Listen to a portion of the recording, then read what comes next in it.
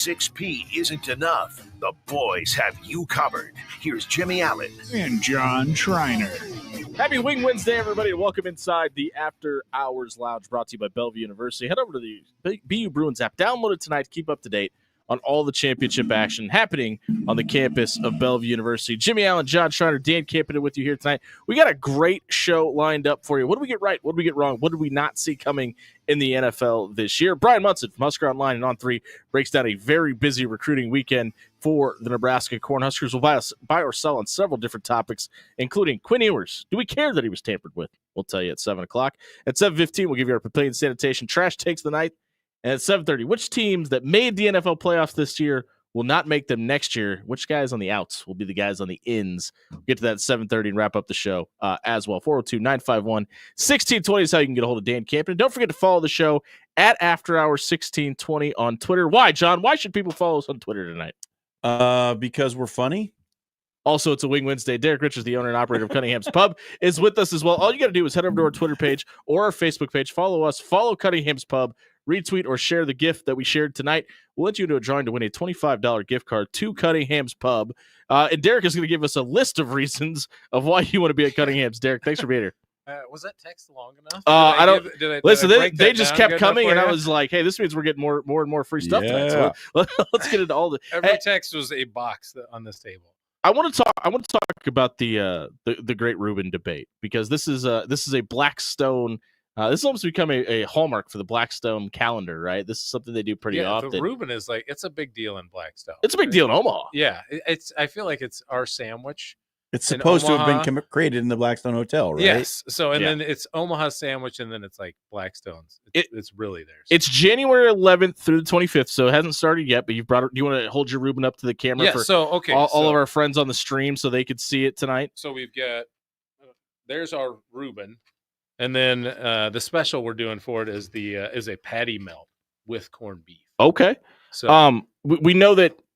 Since in the amount of time we got to know you, there's always a little bit of a spin, on your culinary expansion. What have you added to the Reuben to kind of maybe win the race? So it's all cooked in house. We slow cook it. It's braised. We pull most of the fat off of it. So most of the fat renders in the slow cooking, and then we cut the rest of it off, and then it's like ultra lean. Yeah, ultra lean, fall apart corned beef. So I don't know if you've ever had a Reuben sandwich where you bite in and it's like sliced.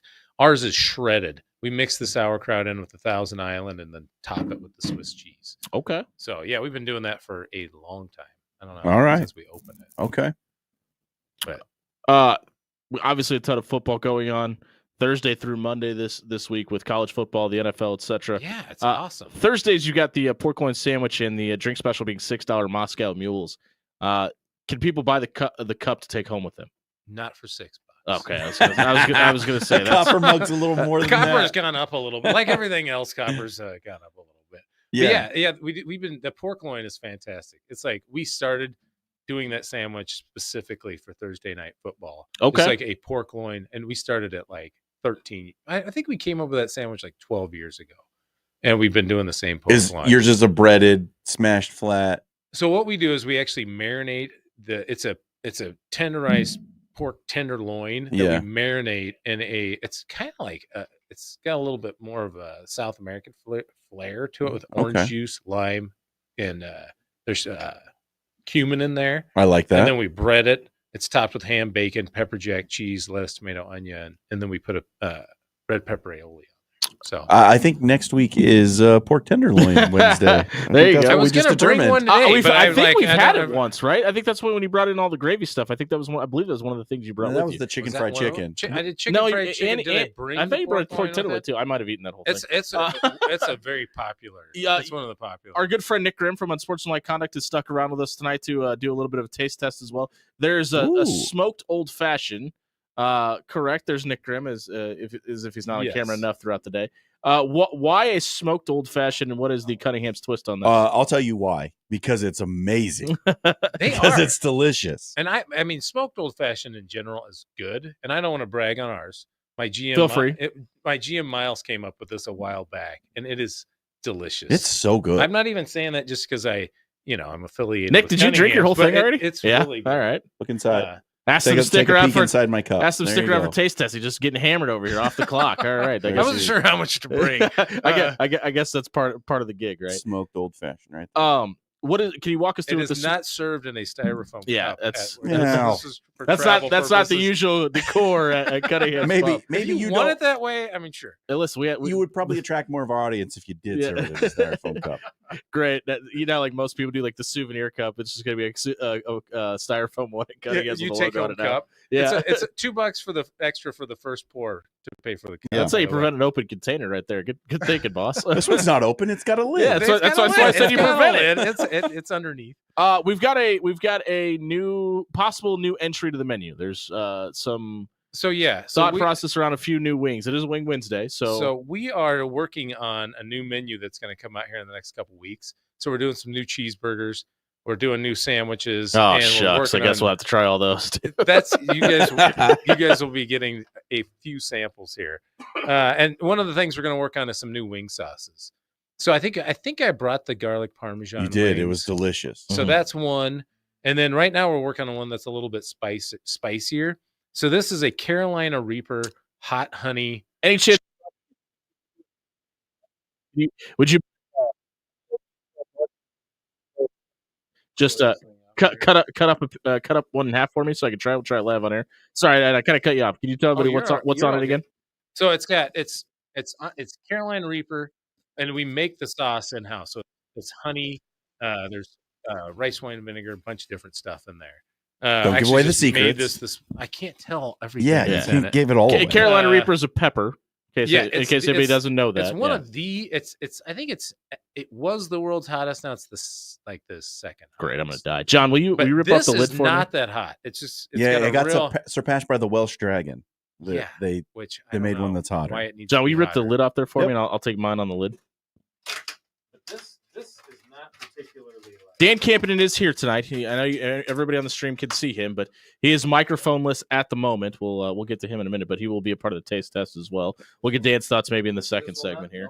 We're gonna fix that. Yeah, that's right. Thank you, sir. All right, so There you for go, everybody Jim. joining us on the stream, you can see it kind of has like a almost a Nashville hot look to it.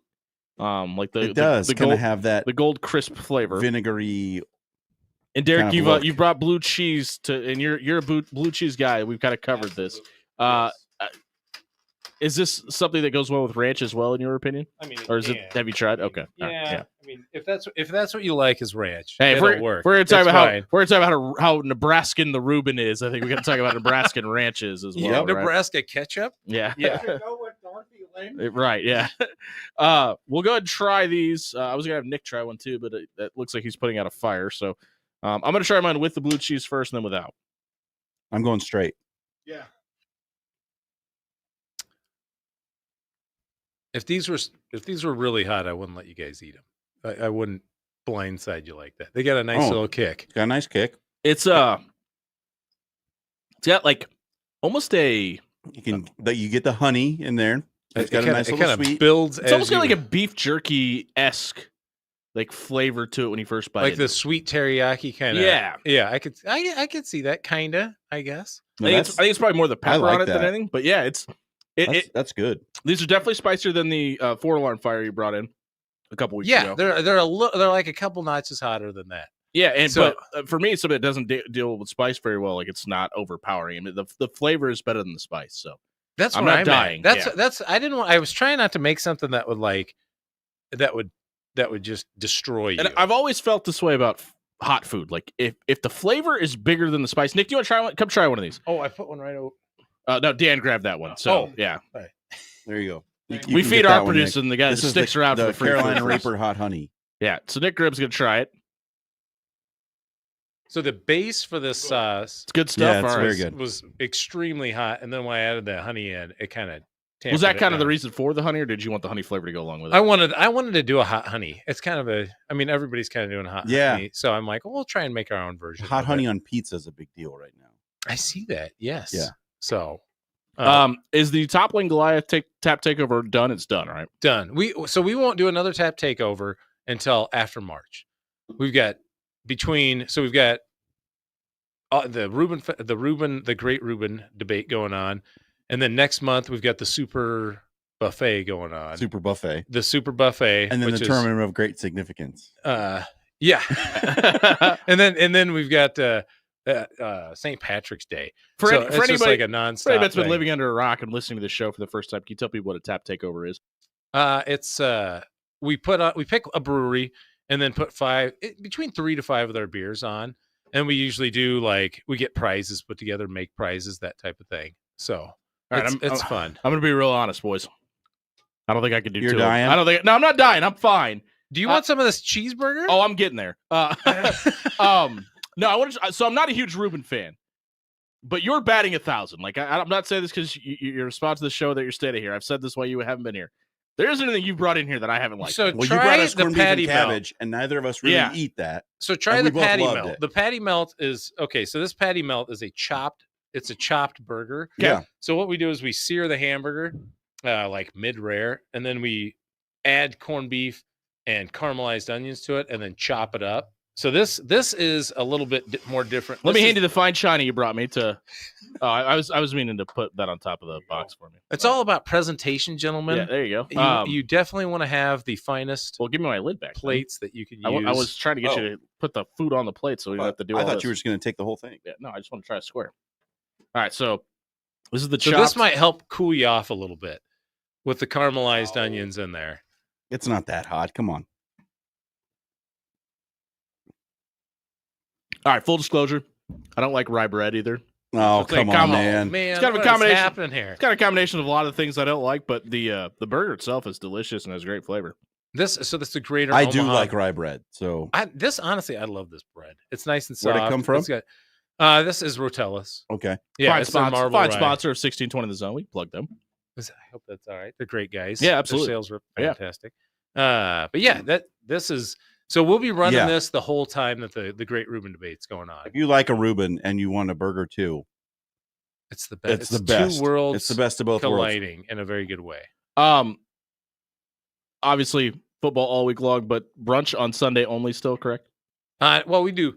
We've got our full menu plus a limited brunch menu. Okay. And all the football. I honestly am loving the format. Will Blackstone be open? Will Blackstone be open on Monday because of the NFL game? Yeah, we're open on Monday nights down there. Yep, we open up specifically for Monday Night Football. Oh, okay, well there you go. Is this a new format? I just didn't know because Monday Night Football had been over. Yeah, so this I didn't is a new thing, having the playoffs on Monday night. Was it Thursday? Did they used to do it on Thursday night? One of the no, games? It was only Saturday and Sundays. It was only because we were talking about that today. This is a new thing. Formatting. So I don't know. Yeah, we're. Is that right? Okay. We just need, and then you have the college football playoff games Thursday and Friday night. So you've Which just is got awesome, Thursday, Friday, Saturday, Sunday, Monday. It was nice. There was the other round had some good. Do you have a rooting interest in the college football playoff? Well, no, not really. No, I hate to say this, it's bizarre, but of the teams left, you're going to say Notre Dame. No. Texas. That's what I thought it was. Oh, really? This is weird for me to say. Derek. I know. I don't understand. You know, the point of this whole segment is to get people to come to your bar. I'm sorry to everyone out there. I don't know why this is especially after the field goal with Bo Pelini and that whole thing and Sue. We were win. It's really hard. I don't know what, but I don't. There's just some of the teams that are left I don't care for anymore. Sure. Okay. Well, we discussed this last night, and I think it's Notre Dame. For me, just because they're the one I dislike the least. That's the thing. If it could be any other team, any other team in there, I'd probably root for them over the four that are currently. So I don't know. It's tough. I was really rooting for Boise. I was hoping Boise State would pull off. They're kind of the overall Cinderella of college football every year. Yeah, that would have been awesome. We're catching up with Derek Richards of Cunningham's Pub here on the After Hours Lounge. Is there anything else new at Cunningham's that we haven't mentioned that people should know about? I think we covered a lot of ground there. I feel like we covered everything. So yeah, I think this is it. This is everything news right here. When are you targeting the new menu for? It'll probably be the week after next. So next week we're releasing a new beer list, cocktail list, and happy hour list. Okay. And then the following week after that we'll be coming out with a new menu. Jared on Twitter wants to know, are there any other smoked alcohol options?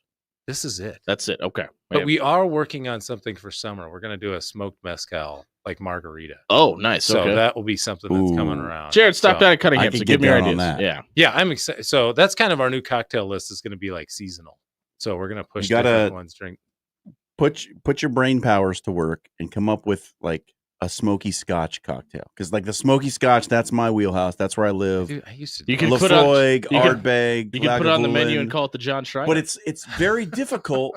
It's very difficult to make cocktails out of that whiskey, right? That's meant to be just It's drank just meant straight. to. You just drink Scotch, Right. Yeah. So I will be very impressed if you come up with something. It's funny. I used to drink Scotch with my mom. She loves Okay. Scotch. Yeah.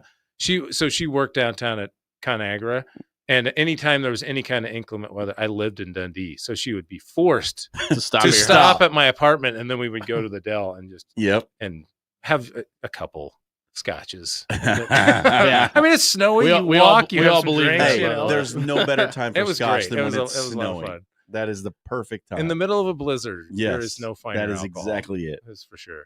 All right, well, Derek, we appreciate you as always. We appreciate the Wing Thank you, Wednesday guys. promotion. Again, head over to our Twitter page at After Hours 1620 tonight. Retweet the gift for weeks. Don't forget to follow us. Don't forget to follow Cunningham's. Leah told me that you guys have seen a surge in following, so we want to thank everybody from the After Hours Lounge it's going well. for following on social media as well. Retweet or share the post out on Facebook or Twitter. Do it twice to get yourself into the drawing 2 different times. Hey, you're could going be to want to get in there because that new menu's coming. You And could be everything we've had is eating amazing. and drinking this delicious food and drink for free on the After Hours Lounge. Head over there, follow us, retweet the GIF and the post from Facebook, and we will enter you to that drawing tonight. Derek, we'll catch up in a couple weeks. Thanks for being here. Hey, thank you guys. Thanks, Derek. We're going to be right back talking about what we got right, what we got wrong, what we didn't see coming in the regular season of the NFL right here on 1620 The Zone.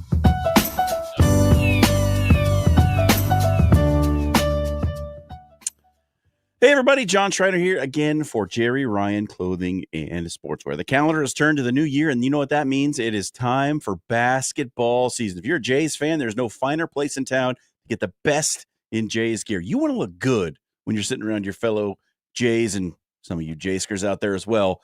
When you're down at the arena, you want to look your best. Get it in the Johnny O, the Mizzen and Main, the Cutter and Buck. Yep, they got that. All your favorites with the Creighton logo embroidered on it. Plus, you can also get the exclusive Tommy Bahama women's polo at Jerry Ryan Clothing and Sportswear. Also, the Mizzen and Main Roan pants, tremendously comfortable. You are going to love them, and you're going to look great. Jerry Ryan is the place to be. 78th and Dodge for all your basketball gear this winter. They've been dressing Omaha for over 50 years.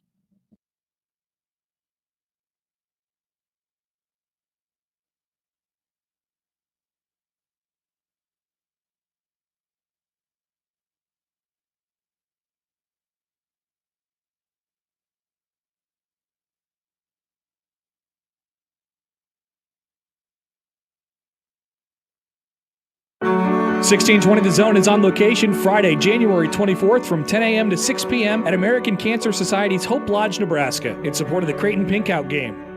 Stop by and drop off a donation of paper products, gift cards, or cash to support cancer patients staying at the Hope Lodge, a free home away from home for cancer patients and caregivers who must travel to Omaha for their life-saving treatment. For more details, listen to 1620 The Zone and visit cancer.org/pinkout.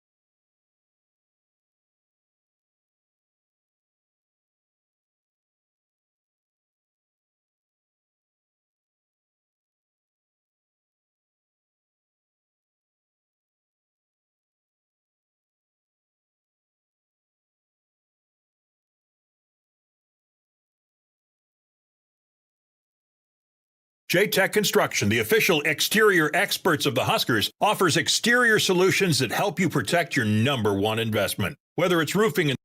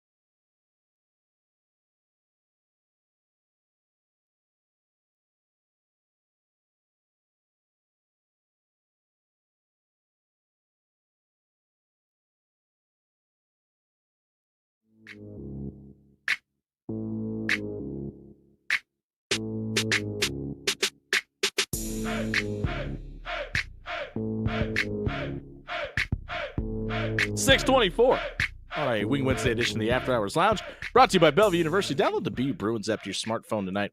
Keep up to date on all the championship action happening on the campus of Bellevue University. The regular season of the NFL is coming to an end. And before we get to Super Wild Card Weekend, we're going to tell you what we got right, what we got wrong, and what we did not see coming in the NFL this year. What I got right, I'm going to go and start us off. Okay. I told you, and we all know how much I hate to say I told you so. Oh, but yeah. I told you that Jaden Daniels was going to light the NFL on fire. And he absolutely has done so. I do think he has a regression year next year. Why, Dan? Because of a sophomore slump. It's not a slump. It's a regression to the mean. But I think overall, I think he will be a really good pro his entire career. I think Washington fans maybe dial it back a little bit. Expectations, putting things on film. But I thought he was going to have a great year. I was absolutely correct about that. I told the Commanders were going to go to the playoffs, too. It was a great call, and I appreciate you for saying so. Save that as a drop. It's a great call. John says Jimmy was right. Moral of the story here. Hey, I tell you you're right when you are. It's true. Happens quite often.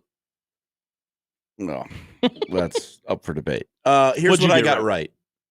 I told you before the season that Aaron Rodgers was washed and the Jets were going to be awful again.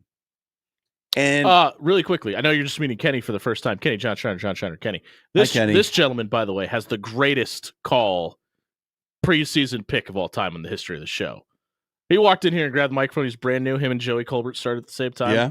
And he's the one that came up and said, I think Russell Wilson sucks. It's not going to work in Denver. And he's done. Nailed it. Well, sorry, go ahead. I heard all the talking heads say, oh, Aaron Rodgers is back and the Jets are going to be in the playoffs and they might be the favorite in the AFC. And I was sitting here going, the Jets are terrible. Most 41-year-olds coming off Achilles tears will do that for They're them. bad. Their head coach is not good. And I think that's still debatable. It was all right. They were awful. They were terrible. They even traded for Devontae Adams and were still bad. Like, it didn't matter I think a lot of people forgot that happened. because they were so awful. Yeah. Like, Aaron Rodgers, despite his immense talent, has become such a locker room dysfunction that you cannot win with him on your team. Like, you brought up the Devontae Adams thing. That thing got blown up, right? Like, Yep. as soon as he was talking about getting traded, he's going to be in the Jets in 4 minutes, and everybody knows it, and it's a huge deal. Like, I feel like the storyline this season that should have gotten that attention was DeAndre Hopkins getting traded to the Chiefs, and like that got talked about like the day it happened and like on Chiefs game days, and that's it. And they've essentially run off Garrett Wilson, by just ignoring him, and he's one of the best young wide receivers in the league. Garrett, he doesn't want to play for them anymore. Garrett, now. listen to me. Listen to the sound of my voice. Go to Houston. You will be happy you did, dude. It's just been so awful. They've catered to Aaron Rodgers and his 41-year-old body so much, and they have absolutely tanked the franchise again.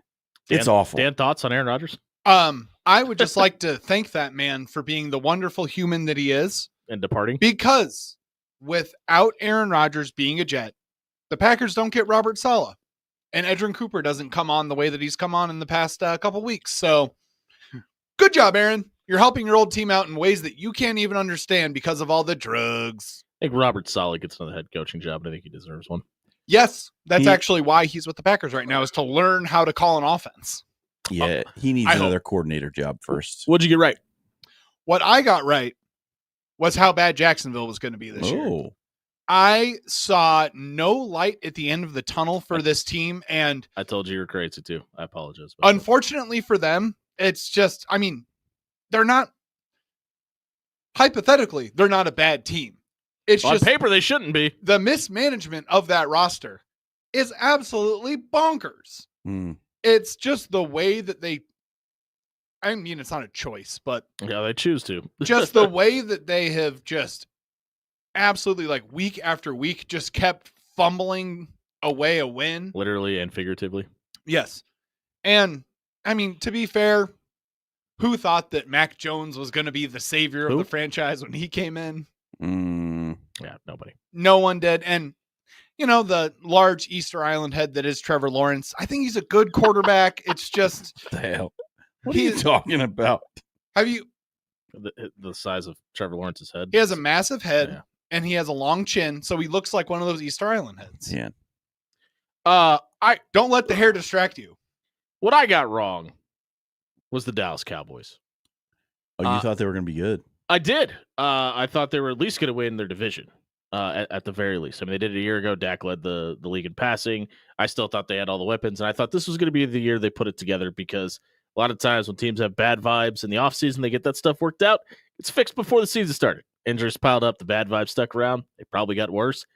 Looks like they're keeping Mike McCarthy, so maybe I could run my take back next year. But here's a secret. Bad vibes don't cure themselves. I don't know. That sometimes, nope. Especially when you're a brand that big, the vibes aren't as bad as the media makes it out to be.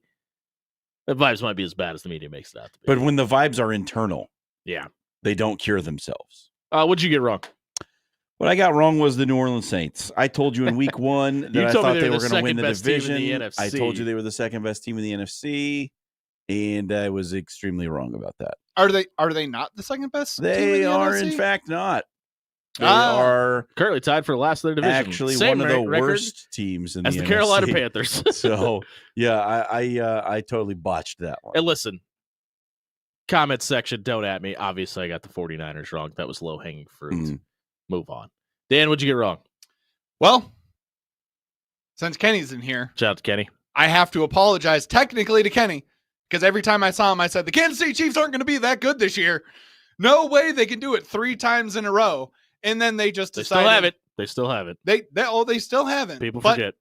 They did just kind of coolly slide regular season wise into a number 1 seed in the AFC. So I'll pat myself on the butt, aka spank myself, because that is flogging. I need to flog myself for not believing in Patrick Mahomes.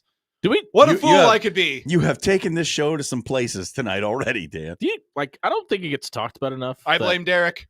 The Chiefs went undefeated at home this year. I mean, 15-2. It's still That's still very impressive. What we didn't see coming. I didn't see the Steelers coming. No, you were convinced they were going to be under 500. I was channeling. No, I said I thought they'd go 500. But I said if there was going to be a season it would happen, it would be this one. But to channel my inner Kenny, I thought that Russell Wilson was totally washed. I thought Mike Tomlin was going to have to do his best coaching job, which you can argue he may have done this season. Weren't you on the Justin Fields will start more games camp? No, I was not. I was on the That was me. I was on the. So I know one of you was. I was on the Justin Fields should have stayed in Chicago because it made more sense for everybody and don't draft Yeah. Caleb Williams camp. But I didn't think that offense was going to do enough to win as many games as they did this year, and they absolutely caught me off guard, and I'm still impressed that they made the playoff run. Yeah, I mean, the obvious one is that I didn't see coming was the 49ers. I mean, felt like they were going to be. They're the right preseason there betting favorite in to the win the hunt. Super Bowl. I mean, it's hard to go year to year to year and do what the Chiefs have done, to my dismay. But I just, you didn't see Christian McCaffrey missing 75% of the season. You Right. didn't see the struggles that Trent they would Williams have going on down, offense. Brock Purdy getting hurt. And their struggles on defense were what were really concerning. So when Fred Warner got hurt the first time, it was just like, okay, they're gonna have to kind of. It just like everything went wrong. It was like a perfect storm of bad for the 49ers this season. Tell me more, John. I'd love to hear about it. How long you got? Shut up, Dan. What did you not see coming?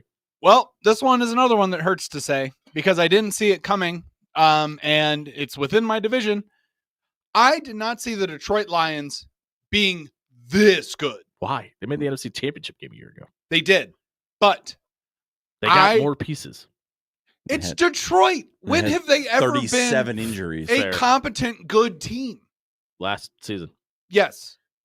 One season does not a competent team make. One time in a row. But I've eaten my words a lot this week about Dan Campbell and about the Lions. I just didn't think that they were going to win 15 games, go 7-2 at home, and not lose outside of their own building, and have the best point differential in the entire NFL. We turn that mic on.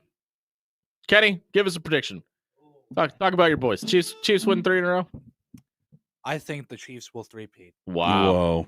All right, hot take. All right, Big buddy. surprise. Thanks for being here. Hopefully Just says the guy wearing a Chiefs Super Bowl champion hoodie. Hopefully you enjoyed the food courtesy of Cunningham's. If you missed what we got right, what we got wrong, what we didn't see coming this year in the NFL, check it out. SoundCloud.com/AfterHours1620. It was brought to you by our friends at Allo Fiber. I just made the switch over to Allo. I seen an instant difference in my internet speed. You don't have to go with the same old company that's been in Omaha forever. You can work with a new service like Allo Fiber. They're not everywhere in Omaha yet, but you know what you can do? You can call Allo Fiber right now. You're going to get a live local teammate 24/7. Their customer service is second to none in the internet service game. Check out Allo Fiber at allofiber.com and set up your new services with one of the newest internet providers in all of Omaha. Check out allofiber.com tonight. We'll be right back catching up with our good friend Brian Munson from Husker Online on 3 right here on 1620 The Zone.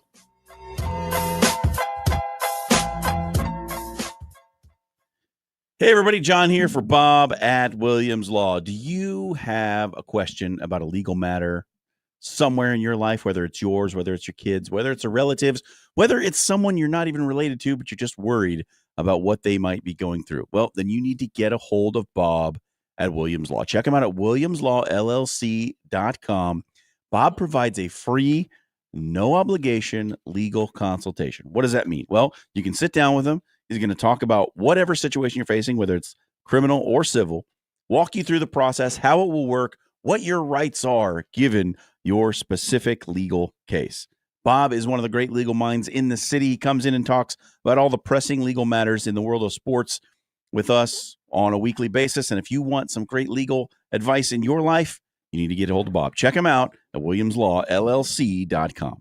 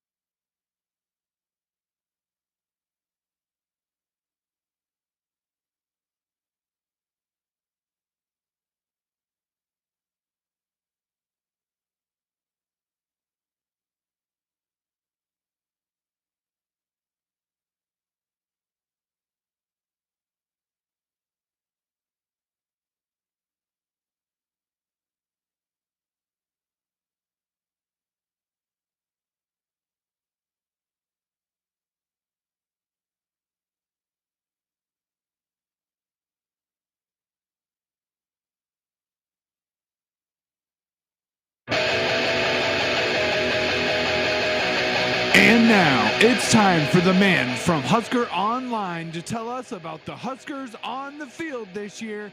It's Brian Munson. I thought he's been leaning away the whole entire time. I mean, how else would you explain the fact that he committed to Ohio State in the first place? Good point. I'm sorry, Coach Rule. They're going to need, to back up a jet or a nuclear reactor to keep those guys warm on the sideline on Sunday night. I think people need to go ahead and put their guard down here a little bit. Quit talking about, having Doogie Howser MD up in the North Stadium. That intro could only mean one thing, that Brian Munson from Husker Online Non-3 now joins us here on the After Hours Lounge. Munson, Happy New Year, buddy. How are you? Boys, what's up? What's up, B? Sorry we're late. It's Dan's fault. Oh, it's all right. I'm actually in the process of typing up some breaking news right now. Oh, can you share it, or is Sean going to get mad?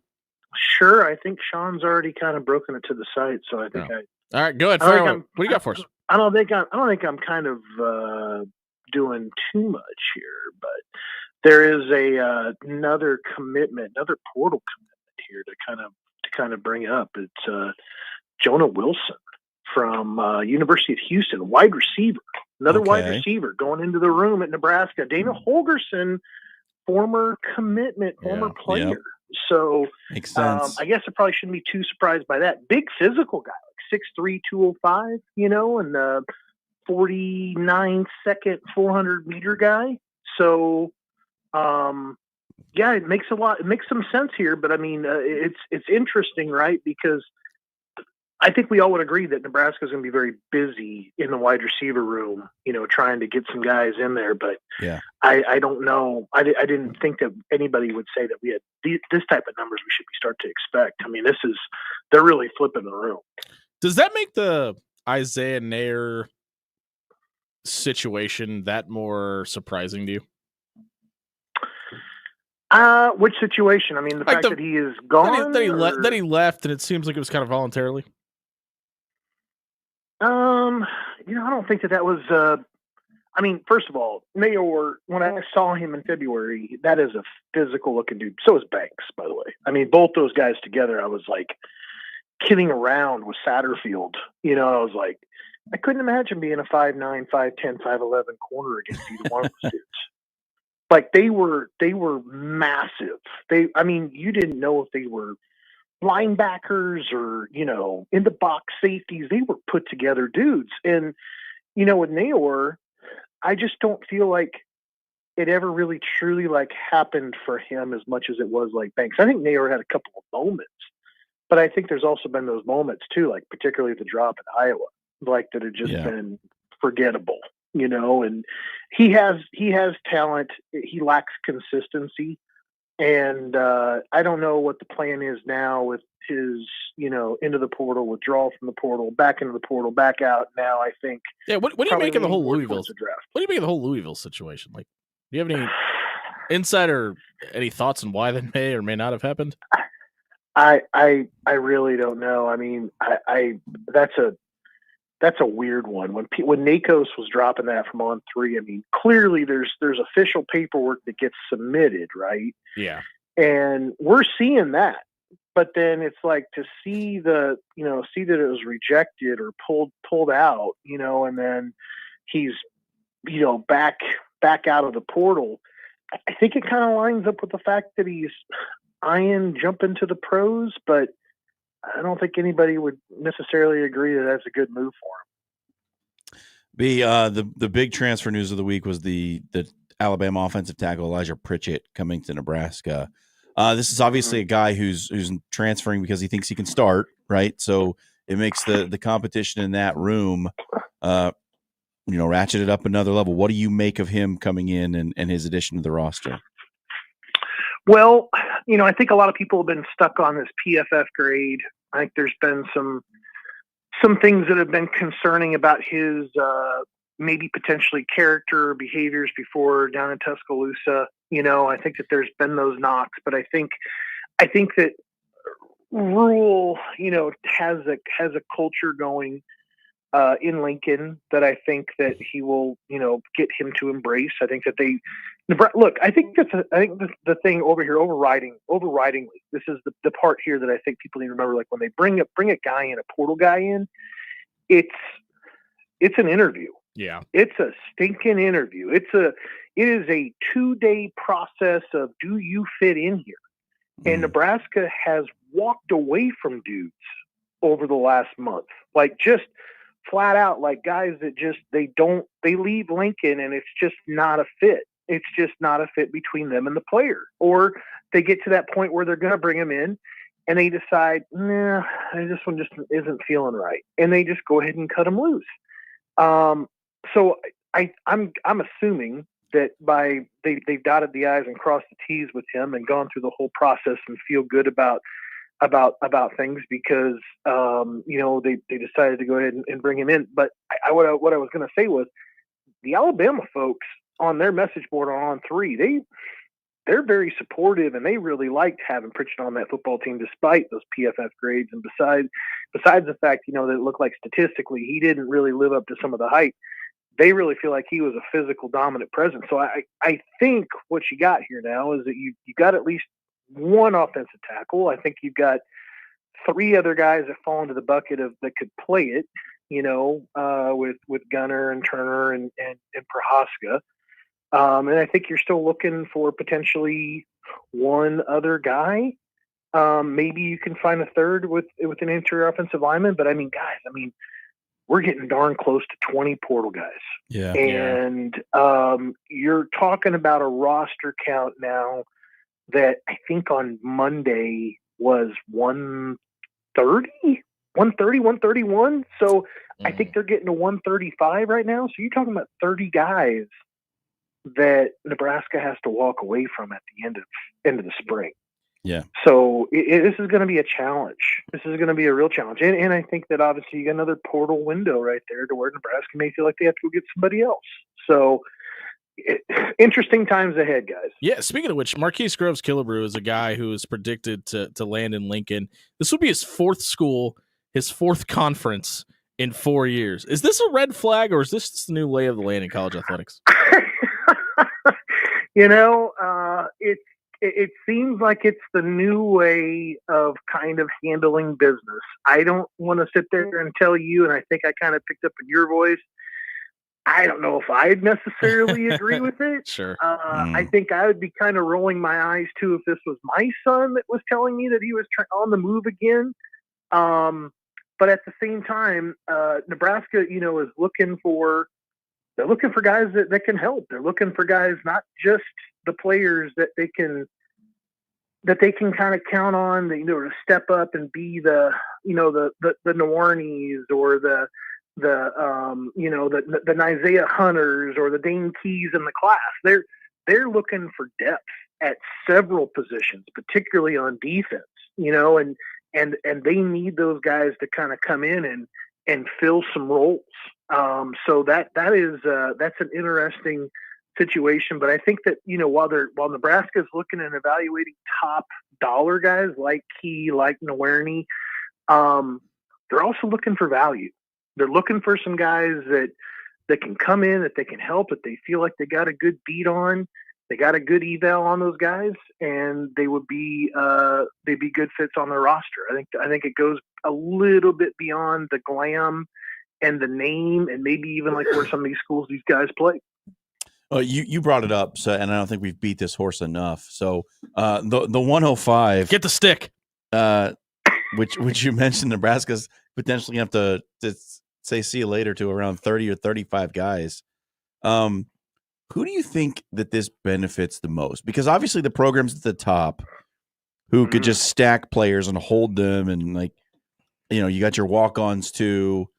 They could sort of build that depth of talent. To me, it seems like the teams in the middle, right? They're going to be finding guys who couldn't catch on somewhere else. They're still looking for a place to play. It might just kind of shove the talent down a level. Am I wrong there?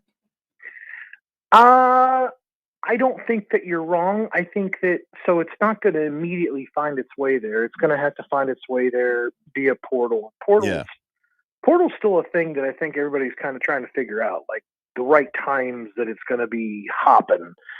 and versus, maybe getting a little bit too active too early and not waiting it out long enough to where, a couple guys decide to jump in that you would take over guys that you've already signed. So I think that part's going to be really interesting to watch.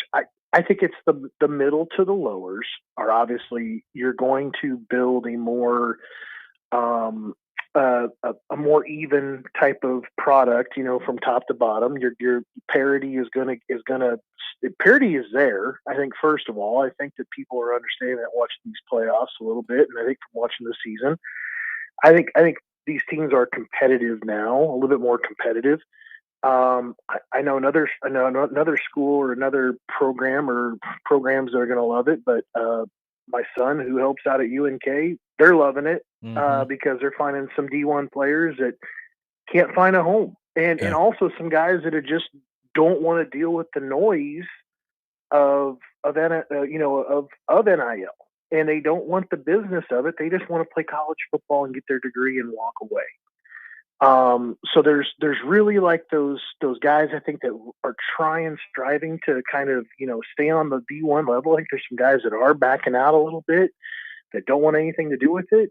So I think it's middle lower D1 football. So those bottom 60, 70 programs, I would say they're going to get a little bit of a boost. The FCSs and the D2s, they will also get a boost out of this deal. We're catching up with Brian Munson from Husker Online and On 3 here on the After Hours Lounge. Malachi Coleman, Danny Kaelin, Isaiah McMorris, Davon Hall, Thomas Fidone, all Omaha, Lincoln, Council Bluffs area guys, all gone. Is that a problem for the program?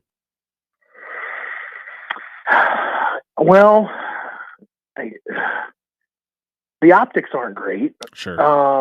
And I think it kind of sets up as a problem, kind of moving ahead as well, but some of these guys are making decisions to leave, obviously, because they're in a bad spot, or maybe they're being told that, they're a fringe 105 guy and they should probably figure out, whether or not they can catch on someplace else. But I think maybe some of the other parts of this, guys, and this part I kind of hate to share, but I mean, some of these guys like Daniel were able to find a spot. Right.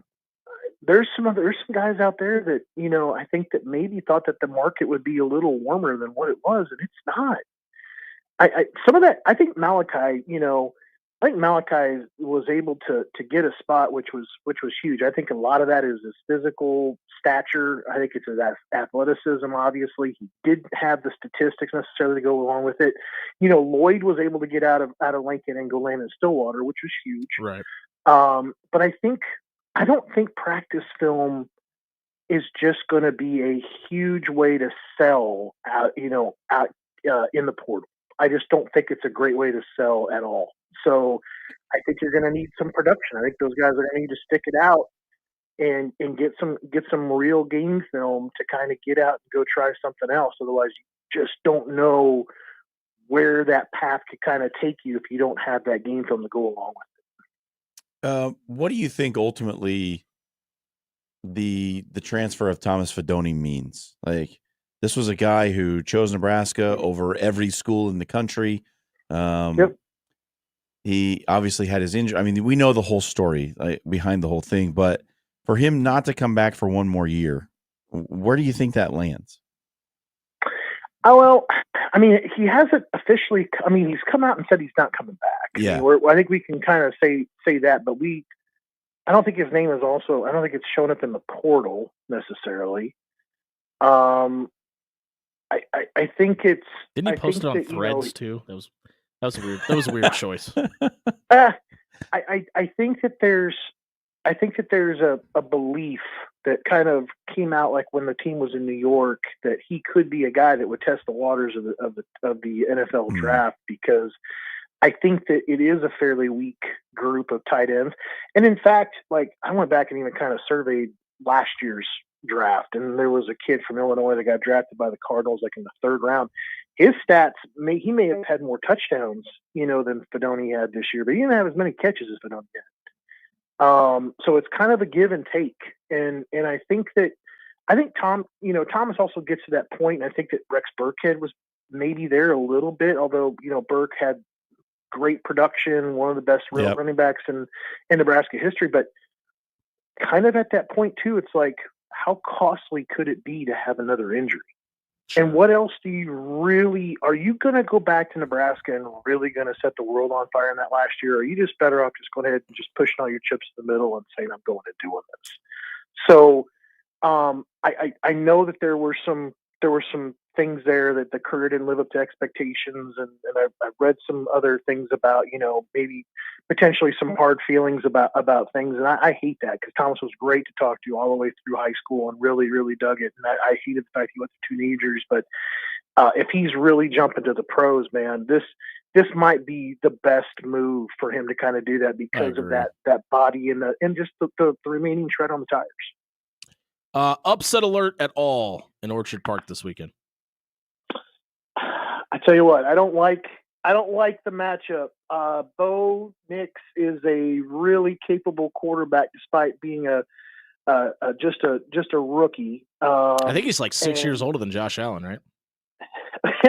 Well, and Peyton's the kind of guy that's got that gamesmanship, capability of kind of knowing what to do in the playoffs. Although I'm not going to sit there and say that on the other sideline that Sean doesn't know what the heck's going on too. So, look, they're going to have to come out and just do what they've done basically against the other 2 1 seeds and just go ahead and wipe some people out. So I don't want to say upset alert, but 8.5 points was very, very generous on that opening spread. I don't feel that confident, but I do feel like Buffalo is going to get a dub this weekend. That's Brian Munson from Husker Online and On 3. If you liked what you heard from him tonight and you're stupid enough not to follow him on social media, do it tonight at Brian Munson _ or check out all of his work at HuskerOnline.com. Munson, we appreciate it. Hopefully we'll talk to you about the wild card weekend next week. Yes, and the multiple inches of snow we're expecting down here in the Dallas area. We'll have to talk about that. Oh, we're sorry for your struggles. I think we'll have more snow than you guys. We have not accumulated an inch yet, so hopefully that trend I'll put continues. Some pictures up on social media tomorrow. Munson, we appreciate it. We'll catch up with you next week. Later, boys. Thanks, B. That's Brian Munson. You can catch all of his work on his Twitter page like he just alluded to, or at HuskerOnline.com. If you missed this segment, want to get his inside thoughts, listen to it at SoundCloud.com/AfterHours1620. It's brought to you by Controlled Comfort Heating and Air. No, there hasn't been any snow on the ground, but it is cold outside. You don't want it to be cold in your house. How do you prevent that? Get a maintenance appointment set up so they can take a look at your HVAC unit. Have Controlled Comfort come out, look at your furnace and your AC, make sure that the winter months are taken care of, the summer months are taken care of, and you can have peace of mind about your HVAC unit. Head over to ControlledComfort.com tonight. We'll be right back. Tell you what's trending on social media on 1620 Zone.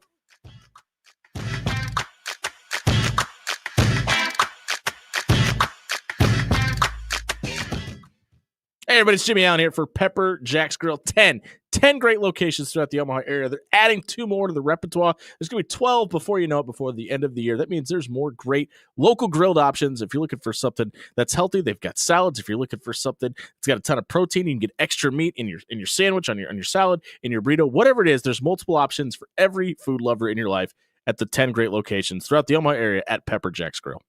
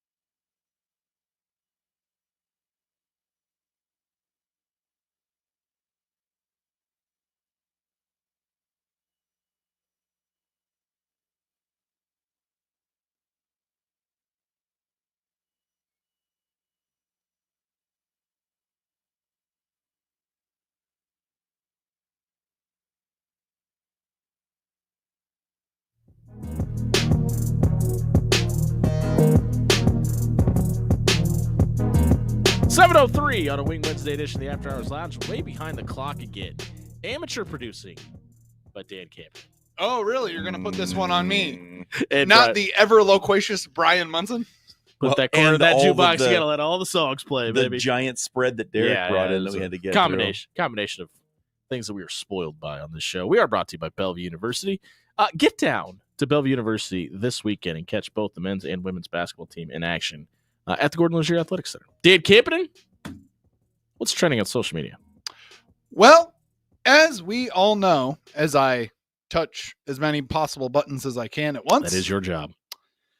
The college football playoff. It's happening. It's been happening. That's not till tomorrow, Dan. What? Oh my. He said it's happening. It's Oh, not on until dear. tomorrow. I thought there were 12 teams. Yeah.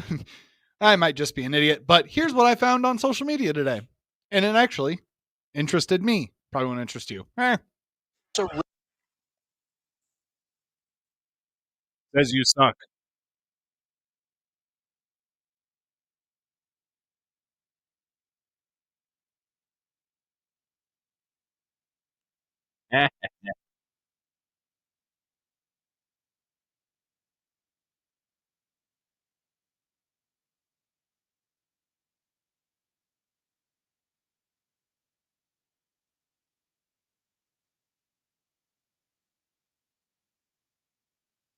It's no different than our pregame ritual here on the After Hours Lounge.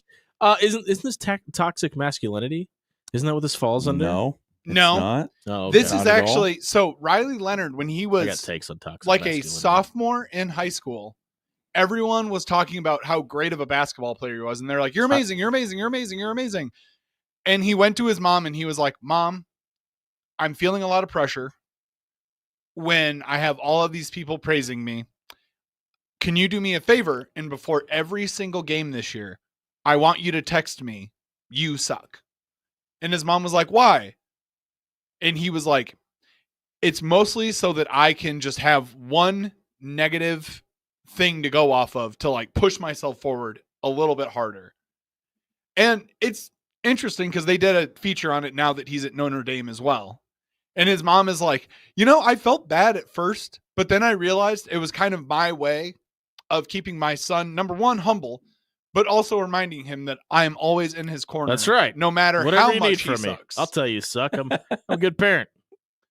That reminds me. One time, took my niece out to Dave & Buster's, and they'd lost their soccer game, and took her out to Dave & Buster's afterwards. And I posted a picture of us on social media at Dave & Buster's, and I was like, she lost her soccer game today because she sucks, and that's the relationship that we have. People were killing me for it on social media. You could have ruined her confidence. It's like, okay, you've got to know the person that you're having this conversation with, right? Like my niece played 2 years up to play select soccer. She's more than capable of playing the game. And if it's the niece that I think you're referring It to, is. she'll try to ruin your confidence Yes, too. So yeah, trust me. She saw a picture of me with hair in high school, and she said, "Ooh, that's unfortunate." Yeah, she was correct. I think that athlete psychology is one of the things that is super fascinating to Michael me. Jordan used to make up things to inspire himself. To Well, put we chip on often see teams, coaches, players, they invent chips on their shoulder. Like, what's the thing that we bag on teams most for? It's like, no one's believed in us. Everyone said we would fail. Like, yeah. Everyone predicted you to win. Do you know like, people you were a disrespect the 27 and a Chiefs? half point favorite. Have you heard people disrespect We've the been Chiefs? disrespected our whole lives. Like, okay. Like we make fun of people that all the time, but it's something that is obviously necessary to keep yourself competing at the highest level. That's there has to be some motivation there to either prove someone wrong or prove your own worth. But what it strikes me as funny is that like Riley Leonard didn't have the self-confidence to just do that himself. yeah, He didn't have the wherewithal to be like, okay, I'm getting a lot of praise, but I need to keep this in check and I need to motivate myself from internal. Right. Like he needed an external force to be able to do that for him, right? That's fascinating to me. That someone who can be that good and that aware and that like present in all of those moments, but can't find that thing in himself to keep it from getting out of control. Does Riley Leonard not have a Twitter account? I don't know. Because he does. Well, I think he needs to maybe Just get on Twitter. Search for himself on Twitter. If he needs some motivation for people to think he actually sucks, he can probably find some motivation there. It's a cesspool, but we appreciate everybody's watching on there. Hey, this is the After Hours Lounge. If you missed the social media soundbite tonight, want to find out who sucks, listen to it at soundcloud.com/afterhours1620. It was brought to you by our friends at Pixel Fire Marketing. Google your business right now. If you're the decision maker in your company, Google your business right now. I dare you. Do you like what you see? Do you see any star reviews under your name? Is your phone number even listed? Do you know you can change all of that? Take ownership of your Google business profile. Do it with our friends at Pixel Fire Marketing. Head over to pixelfiremarketing.com today. Work with the crew to get your business and their social media presence in check tonight. We'll be right back. Buy or sell on the other side of the break. You're on 1620 Zone. Bring them out. Bring them out. Bring them out.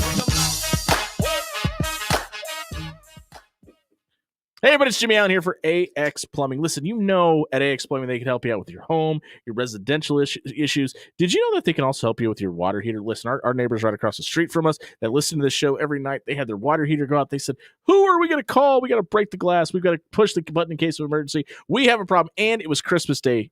AX Plumbing was out there within a 24-hour call on a holiday, got the water heater replaced, got them back up and running and running like brand new, and a brand new water heater in their house. If you've got a plumbing emergency like that, maybe you don't have the financing available. There's financing available with AX Plumbing. All you have to do is head over to axpservice.com tonight. They'll give you a free estimate and fix all of your long-term plumbing issues. Head over to axpservice.com and work with Nick and the team tonight.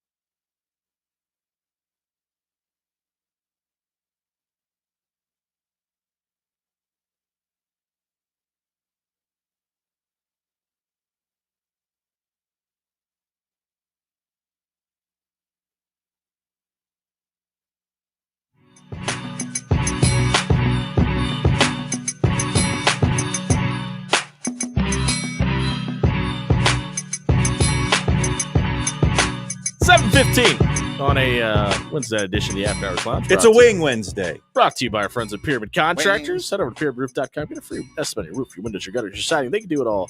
Check out pyramidroof.com tonight.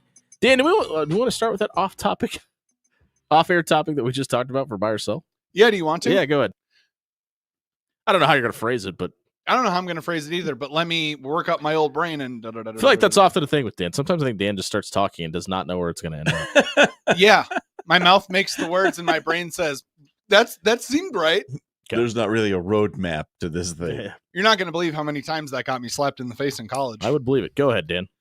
Um, Do you want to ask the first question and then come back to that? We'll Sure. circle back. That'll give you a little runway there. Rumor is out there that Tom Brady would like to see Bill Belichick come and coach the Raiders. Buy or sell that Belichick taking the UNC job was a play to get more attention from NFL coaching. Well, allegedly, Bill Belichick has come out and said that Allegedly. he has no intention of going to the NFL after this. I don't know if you know this, but Nick Saban was never taking the job at Alabama. Yep.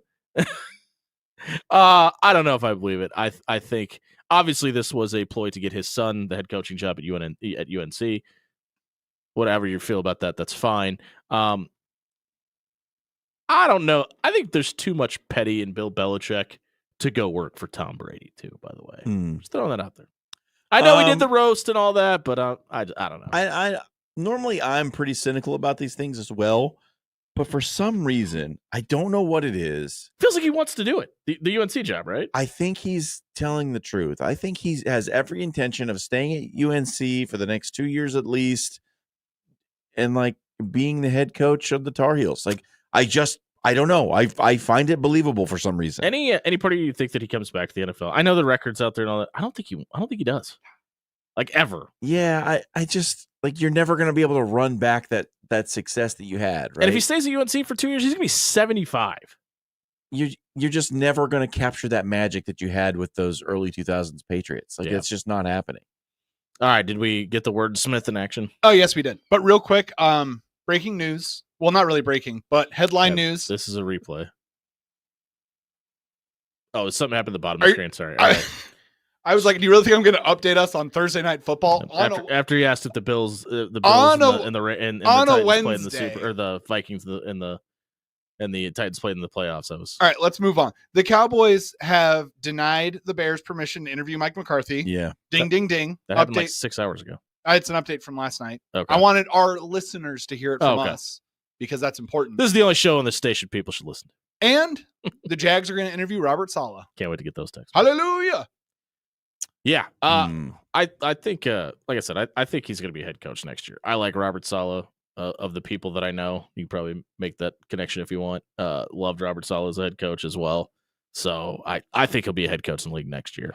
You know Aaron Rodgers? 402. Aaron in New York, 402-951-6220. Darkness retreats.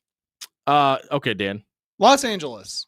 It's a place where playoff teams are born. And famously, the Chargers and the Rams both share SoFi Stadium. But, hey, ho, ho, ho. There's also two teams in New York that share a stadium as well. Buy or sell, we would ever have a conflict in which the New York Giants and the New York Jets both have to worry about their playoff schedules. We won't, because those teams suck.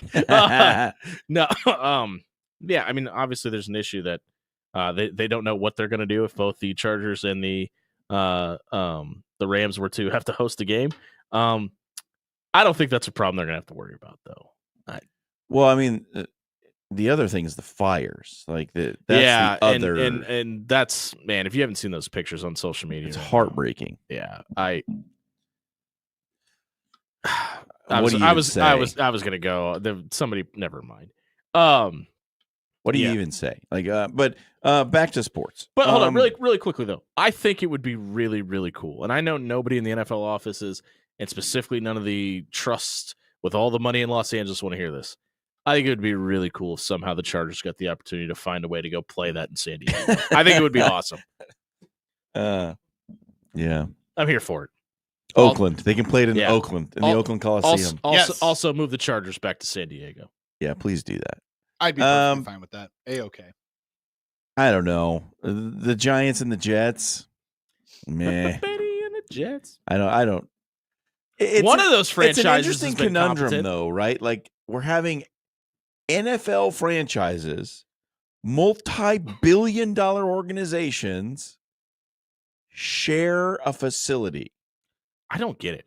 It's kind of weird, right? Like it's one thing for the New York teams to do it.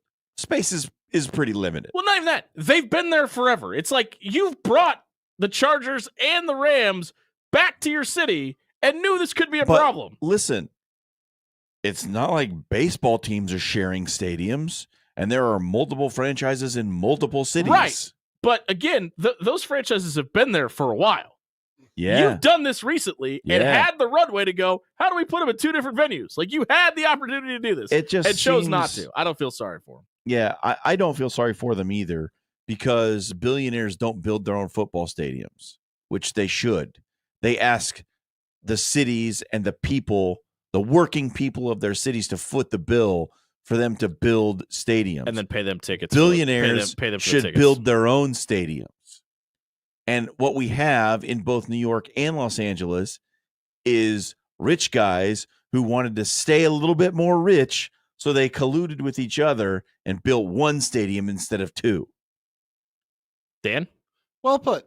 Many people, mostly in the Austin, Texas area, feels like there's tampering going on with quarterback Quinn Ewers. Most people feel like Ewers could get $6 million by transferring out of Texas. Buyers sell that tampering is a problem in college football. First of all, I don't believe that anyone's paying Quinn Ewers $6 million. I don't think that's a real number. I think it's a lie. I think it's overstated. That's part one. Part two is that there were always going to be unintended consequences of NIL and the transfer portal, and this is one of them. If you wanted freedom of movement, then you were going to get free agents, and free agents can negotiate their pay. Yep. This is not tampering. This is what happens when players are allowed to move. This is just the system. It's not tampering. It's not a problem. It's a feature, not a bug. Yeah, and listen, if a radio station wanted to call John Schreiner right now and say, we'll give you X amount of dollars, John Schreiner's openly able to do that. Yep. And you know what? That's how the business world works. Like, I don't like this is the only realm of financial gain in which we have this problem.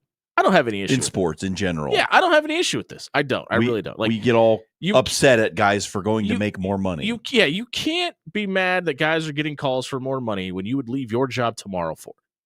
You just can't. Yeah. For the record, if that ever happens, I'm finding my rich uncle. There you go. We'll allow you to. Dan, I will allow you to take phone calls for more money. I encourage it. Please go make more money. And I'll be like, fun fact, bankrolling the show now. There we go. Yeah. Hey, Dan's rich uncle, 402-951-6020. I know you're out there. Yeah. Speaking of rich uncles, the 49ers, they're motivated to get Brock Purdy's deal done. Is Brock Purdy's uncle rich? Maybe not. But buy or sell that Purdy's Dave. deal will get done before Sam Darnold's. I buy, because I'm not sold. Like it there's just this weird feeling out there that the Vikings are not going to pay Sam Darnold. And the more that like time rolls on, kind of feels like there's more and more legs that I hope they do. I think it would make more sense for them to do it. I don't, and you're only as good as your last outing. And if that's the case, Sam Darnold's not getting paid. But I think that Brock Purdy's deal will get done. And it helps that their season is over as well. Well, all the indications from the organization are that they want Brock Purdy. They think he's the quarterback of the future. They want him to be there long term. They're saying all the things. Right, but he's going to get there's going to be he's always going to get hit by the narrative that he was the last pick of the draft, and that still matters. Yeah. That he's had all the talent around him, and they were winning before he got there. They got to a Super Bowl with Jimmy Garoppolo. And how do you as a franchise try not to spin that narrative, but also try to do your job, which is to pay him without paying him the most you possibly can? It's going to be an interesting song and dance. What do you think the number is? Man, I don't know. I mean, it's per year. Yeah, it's not going to be reset the market highest paid quarterback 35? number. I was going to say 33, but yeah, I don't know. Like I think he deserves 35, but I think to all the narratives I just threw out there is the reason he's not going to get. I mean, he played for like $600 for the last 5 years. $599. Dan.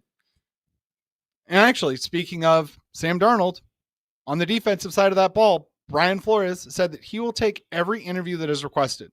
Buyers sell that is a bad look for the Vikings D coordinator to say publicly on a Super Bowl hunt. Yeah, listen, I know he's not a head coach, but I think everybody would be lying to themselves if they just didn't assume that he was taking these calls anyway. So maybe it's best to get in front of your team and say, hey, let's go win this for me because I'm out of here next year type thing. But I kind of hate when coaches do this song and dance publicly. But here's what bothers me is we hate it when coaches give us coach speak. Yeah. When they say, I'm just focused on right now, trying to get 1% better every day, one foot in front of the other, one game at a time, one practice at a time. We're on to we hate that stuff. So when a coach comes out and says, look, I want to be head coach, I'm going to take every interview that I can get. And we absolutely tear him down for that. Yeah, I mean, but listen, you were a one of the favorites of the NFC to win the Super Bowl. So what do you want him to say though? You want him to say we're on LA. We'll deal with that. LA. We'll cross that bridge when we come to it. No, be honest, be real. Be authentic. Just back to our previous conversation, just in this conversation about the Vikings got me thinking, if the fire situation does get even further out of hand in LA and it does threaten SoFi They're moving Stadium, it to Phoenix. I was going to say, do you like that approach to it, or do you think that the away team should get the home field advantage? Or is that no? Okay, yeah, I'm with you too. And I saw somebody throwing that as a possible. Why don't they play the game in Minnesota? Probably because the Rams would not like that. But I mean, it's in certain situations when those teams are booking those venues out for concerts and things like that. Kind of surprised that the Cardinals, knowing that they weren't going to be a playoff contender, that building's going to be available in that time slot. Yeah, that's fair enough. Oh, that was our last question, right? Do we have a random Dan question? Technically, the random Dan question was question number 2, but I do have some thoughts on Brian Flores because I think we are doing him a little bit of a disservice in the conversation surrounding him wanting to take these phone calls, because we have to take a quick trip back in the Wayback Machine and remember how Brian Flores got kicked out of Miami, the subsequent lawsuit and the kind of rigmarole that he went through with the NFL to be like, hey, I don't feel that this was legitimate, and I don't feel that I was given another chance to become a head coach. I interviewed for all of these jobs. I might be crazy. None of them panned out. I might be crazy and misremembering this. Didn't this get proven not true, or wasn't there documentation from the Dolphins that proved that to be false? Or is this the Mandela effect I don't know. happening? I feel like there was something out there that was like, here's why this isn't true. And that kind of got I don't know. The Dolphins end of it, I remember they were like, we kept everything above board. And they, because they do an exit interview with the guy before they, say, see you later. We don't want your services anymore. Yeah, they called him Alligator. See you later, Alligator. And they pointed out, and they were like, here are all of the reasons that we gave him for why his contract was terminated with us as a head coach. And then subsequently, the lawsuit with the NFL specifically came about because he had interviewed for so many other jobs and none of them panned out. And, right. He made claims. The NFL made claims. A lot of the teams had to back up their reasoning for why they hired other head coaches who weren't Brian Flores. Then he took all that time off, became the Vikings defensive coordinator.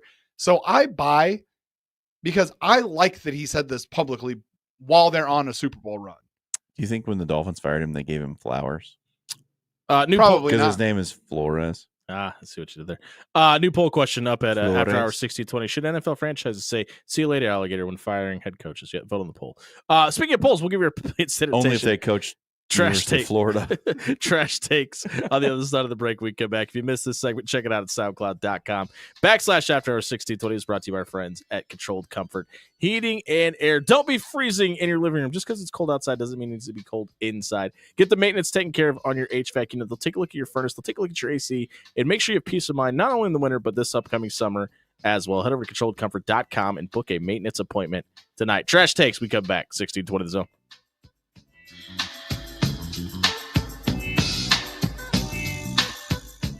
Hey, everybody, it's Jimmy Allen here for our friend Bob Williams with Williams Law. You heard Bob in here last night talking about possible lawsuits against the NCAA legal situations facing the NFL, you don't have to be a large entity like the NCAA or the NFL to work with a lawyer the caliber of Bob Williams. All you have to do, maybe you're facing DUI charge, maybe your son or daughter's in a little bit of hot water, and you want to know your rights, head over to WilliamsLawLLC.com tonight. Bob and his team will sit you down. They'll walk you through the process. They'll explain your rights and make sure that you understand the charges in front of you. Head over to WilliamsLawLLC.com tonight and get a free, no obligation legal consultation.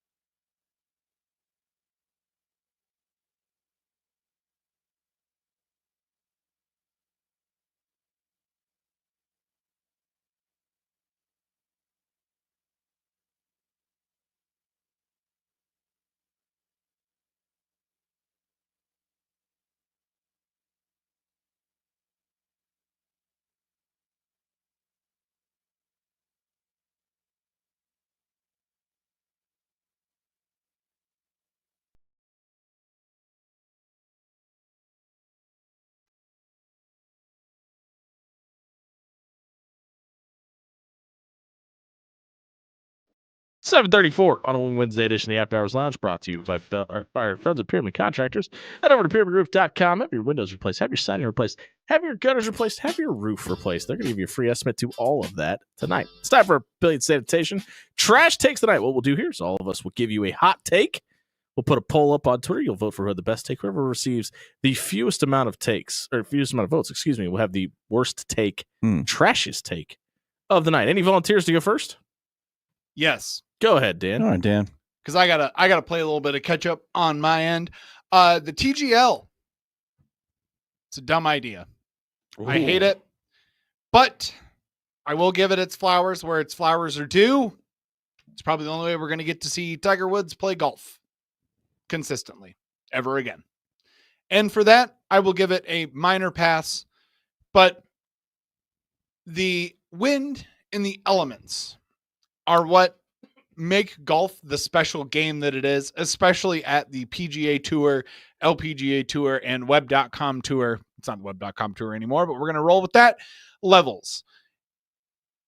There's a certain aspect to playing golf outside in the elements that makes the sport special, because it is not only man against himself, man against his own mind, man against his body, but it is also man versus the elements. There's something special to 16, 17, and 18 at Pebble Beach as you come down those last 3 holes. 35-mile-an-hour wind. Yeah. Off the ocean. Everything is blowing off the ocean. There's a good chance that you're going to put a ball right on the beach and that it's not going to be out of bounds. So you're going to have to hit a crazy lob wedge shot to get it back just into the fairway. The TGL just does not have that in the way that I would like it to. You were a big fan of this. Yeah, I think TGL is going to be fun. I think it's a different game, and I don't think it's different.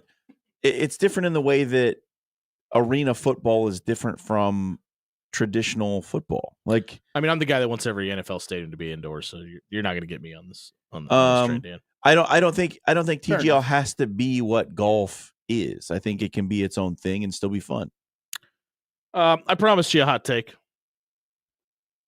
Be careful what you wish for, folks. No.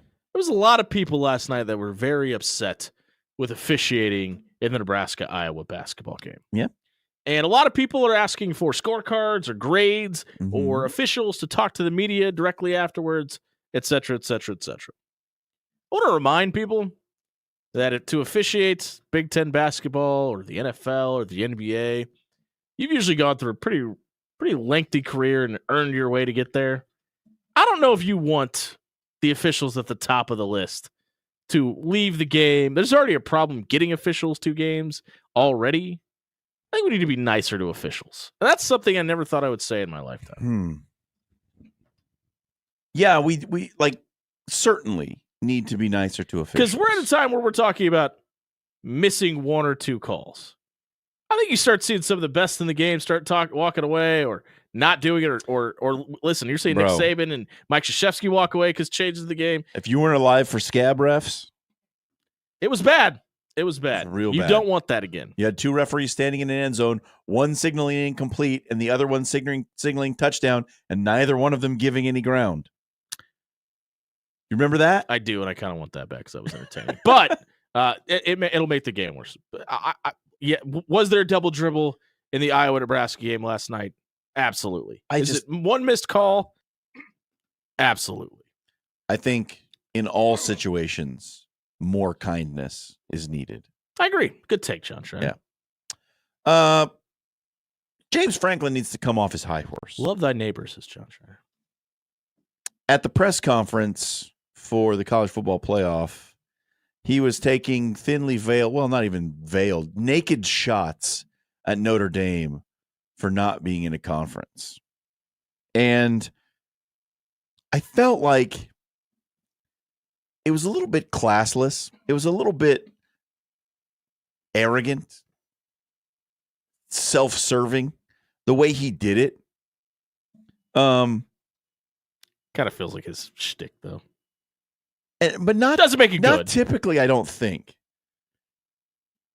It just felt to me Like, this was not the time or the place to be doing this kind of thing. And I'm the one who just sat here and told you I want more honesty, more transparency, more authenticity from coaches. Also said you need to be more kind, though.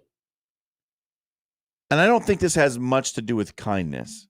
I think it has more to do with James Franklin still having a chip on his shoulder that he's never won the Big Ten. Yep, that's 100% what this is. And still feels like he's playing little brother to Michigan and Ohio State and now Oregon. And possibly Notre Dame. Listen, buddy.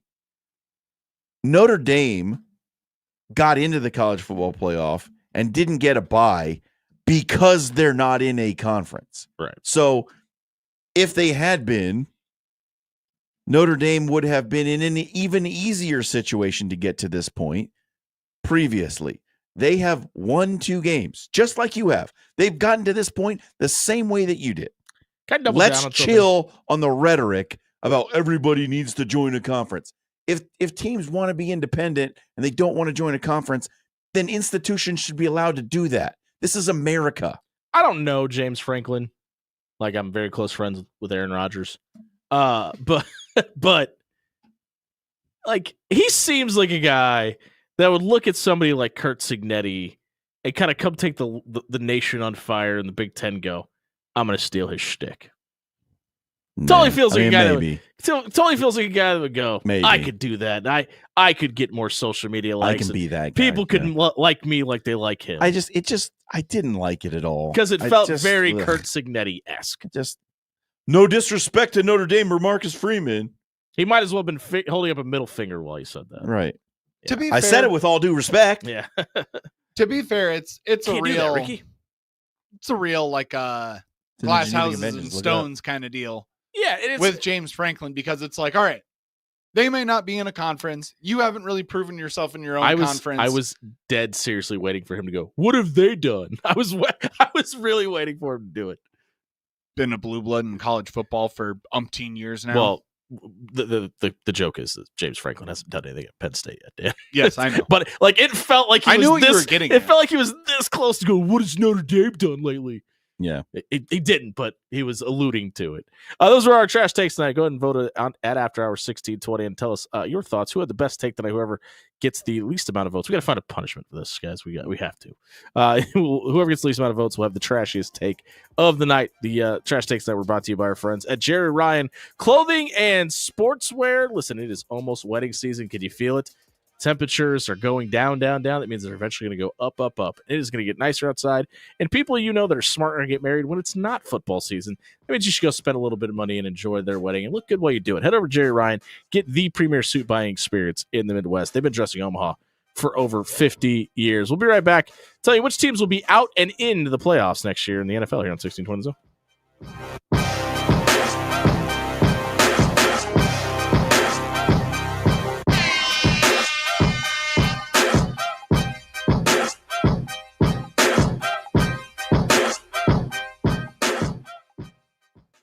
Folks, I have just been handed breaking news.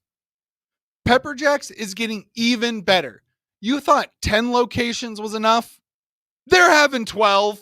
12 locations where you can get my favorite steak gunner Philly with all the vegetables, including that jalapeno juice to make it extra spicy. So now, unfortunately for you, because Pepper Jacks is going to have 12 great local locations, you no longer have an excuse to be just like the gentleman of After Hours. So be sure, if you want your Pepper Jacks fix, find the closest one right now, go there, order what you like, and you will be satisfied.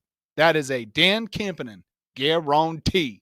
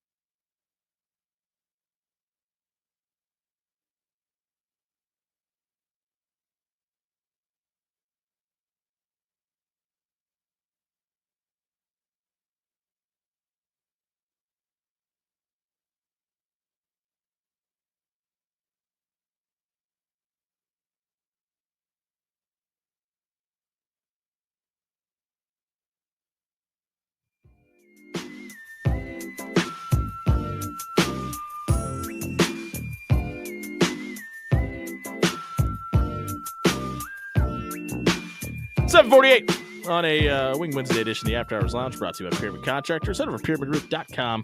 You got a little bit of wind coming through your windows right now. That's not supposed to happen. We'll work with the number one roofer in Omaha for 12 consecutive years. Head over to pyramidroof.com. Get a free estimate tonight. Who is in the NFL playoffs that will not be next year? Who didn't make the tournament that will next season? We're going to tell you two teams each from the AFC and the NFC. I'm going to go and start off with the AFC because I think the easy answer would be the Bengals, but I'm not going to take that low-hanging fruit. I'm going to go with the Dolphins, but not for the reason you may think. That Miami defense is really, really good. And I think they would have been looked at much better. Probably would even have better numbers if the offense didn't have the injuries pile up the season that they had this year. Top 10 defensive points allowed, even if they lose Tyreek, which it looks like they're going to. I still think that might have been a little bit of posturing to get some more money out of the Dolphins. We'll see if that happens. But I don't think it might be the worst idea for the Dolphins to draft a quarterback. So if Tua does go down next year, you may have somebody you can go to that you feel confident and maybe start bridging that gap to move on as well. But if Tua can stay healthy next year, I think that's absolutely a playoff team. Yeah, I was right there with you. And I wasn't going to take the low-hanging fruit. But then I was just like, no. Cincinnati's making It's the easiest playoffs. question. Yeah, it's the easiest. The number one passer in terms of yards, the number one receiver in terms of yards. A triple crown winner in don't, wide receiver. You don't have that kind of talent and just keep missing the playoffs. Like, they're going to figure it out. And they're all paid. They're going to be there next year. It's not like you got a problem. They'll figure it out. Like, that team will be back in the playoffs next year. Dan, did you participate in this exercise or no? Yes, I did. Who do you got in the AFC? I just like typing while you guys are talking. Okay, Right. I didn't know. Who in the AFC that missed the playoffs is in next year? In the AFC, I had my NFC pick ready to go. I got to pull up the other end of my spread sheet. The AFC one was the one that was tough for me. Okay. Because I was like, look at all these trash balls. look at all A lot this of bad garbage. teams. A lot of bad Indianapolis, though, was my choice because I knew it was going to be the road less traveled by the two of you. I figured that no one would have Indy on their list. My reason for saying that is... You think Flacco's coming back? He is. They're going to run it back. Nice. No way. Yeah. Are they? They're going to keep Richardson and Flacco. I'm sure of it. Okay. Well, because I was going to say, I have a lot of faith in Anthony Richardson and his development as a quarterback in the offseason. He notably is a guy who wants to work on his game consistently. And I think with him and Jonathan Taylor in that backfield, you can get something rolling that has a very nice resemblance of a run game. And then I think with a couple more pieces through the draft, maybe through some advantageous trades that they could possibly make, that we will see the Indianapolis Colts once again in the playoffs. Peter Krenzer, stop jumping up and down on your bed. Honestly, it was between the Dolphins and the Colts for me as well because Really? of Joe I don't Flacco. think the Colts are going to be good. I think they move on from Anthony Richardson as well. The team that made the playoffs in the AFC that I don't think will make it next year is the Steelers. I don't think that's any surprise based on the conversation we had. It's kind of what they do, right? They have a really good season and they have a little bit of a drop off. That's kind of been Mike Tomlin's forte. Just history repeated itself, in my opinion. And I'm still not sold on Russell Wilson. Well, I don't blame you there. I just trust Mike Tomlin a little bit more than the average. I guess. And in theory, if the Bengals make the playoffs, it's more likely that one of the AFC North teams won't too. It's true. It's true. But I went a different way, and it kind of hurts me to say it, but man, this team really took a step back this year. Chiefs, Texans, the Chiefs. It's I'm saying that the Texans are going to miss the playoffs next year. Well, then who do you have in the AFC South winning the division? If you don't think the Colts are going to be good, somebody's got to win the division. Yep. Jacksonville's a tire fire. But Jacksonville's going to hire a new coach, and you get that first-year head coach bump. I think the Jags could win that division. I do too. I don't think that's a horrible take. I think they could win the division, man. The offensive talent is there on that team. I just think D'Amico Ryans is that dude. I really do. I just there's going to be an injury or something that happens to that team. I don't know why. CJ Stroud had a sophomore slump this year. So I just feel like the Texans might be the team. There's always a team that you don't expect to miss that misses. Like everybody had the Jets in the playoffs. Had the 49ers in the playoffs. And neither of those teams made it. Correct. There's always a team that you don't expect to miss that misses. And for some reason I have that as being the Texans next year. To the National Football Conference. Oh, did you have a take on the Texans? Well, Oh yeah. I'm sorry. He's You got didn't a team that's You in. didn't give your. I'm sorry. Yeah. Yeah. Do you have And a it's take on the AFC? I do have a take on the AFC, Yeah. and it's a team that we've actually already referenced. I think the LA Chargers are going to be the team that is going to miss the playoff next year. And I think they're going to be better next year. You know, But listen, that division's going to get better too. So yeah, cooler heads. I mean, to be completely honest, the first year head coaching bump from Jim Harbaugh, I think it is going to be a thing, and I think it's going to be a narrow miss of the playoffs. But I've got a good feeling that they're Fair going to be take, the 'cause ones to miss the playoffs. it was a narrow make this year. To the National Football Conference. Thank The team who I think will make the playoff next year is Atlanta. I think Michael Penix showed you that he's good enough to win you games when he got them later this season. I think him having an entire year in that offense will be beneficial. I think they have the pieces on both sides of the ball. I think Atlanta will be the team to win the NFC South next year. I've got the Seattle Seahawks. Listen, they won 10 games this year. Yeah, you think they run it back with Geno though? Yeah, I think they're Okay. gonna. I think they're gonna keep most of the things intact. And like 10 wins in a lot of seasons gets you in. Like most seasons, yeah. If you win 10 games, you're safe. Especially in a season with a preseason betting favorite to win the Super Bowl in your division doesn't even win. It doesn't even make the playoffs. They got some really bad fortune this season. Like it just didn't break their way. I know a lot of people don't want them to run it back with Geno Smith, but when you have DK Metcalf and Jackson Smith and Jigby, you really can't go out and get a rookie quarterback. I just don't think you can. Yeah, I think that again, the rest of the Rams are going to take a step back. I mean, what's going to happen with San Francisco and their payroll issues? Like we don't know. I feel like the Seahawks may be even in position to win that division next year. I don't hate that take. I do hate the take, but Yeah. I think it's a possibility. Dan, who will make it? This year's preseason betting odds to win the Super Bowl, I believe that the San Francisco 49ers I don't hate that take. We're a true outlier this year. From everything that we've seen with their wealth of riches, when you catch the injury bug and it becomes the coronavirus within your organization, you're going to have a bad time. We're up against it, so we got to go a little quickly here. The team I have missing is the Rams. What about you?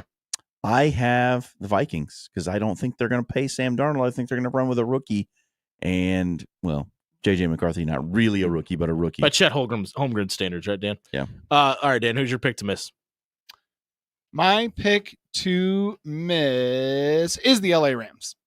I do think that they're going to have a humongous fall off next year, and there's going to be no way that they can keep this together. Matt Stafford, while he can cobble together a wonderful season, could be his last year. I don't think he's going to be able to cobble one together for much longer. We cobble the show together every single night. If you miss any of it, check it out at soundcloud.com/afterhours1620. It was brought to you by our friends at Cunningham's Pub. All night is Betting Wing Wednesday. It's not too late. Head over to our Twitter or our Facebook page.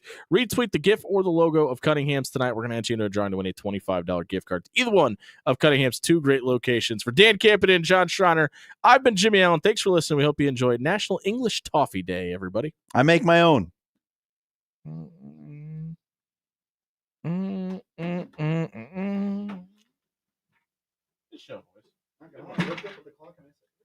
I know, that's why I said we gotta run. We gotta go. Oh,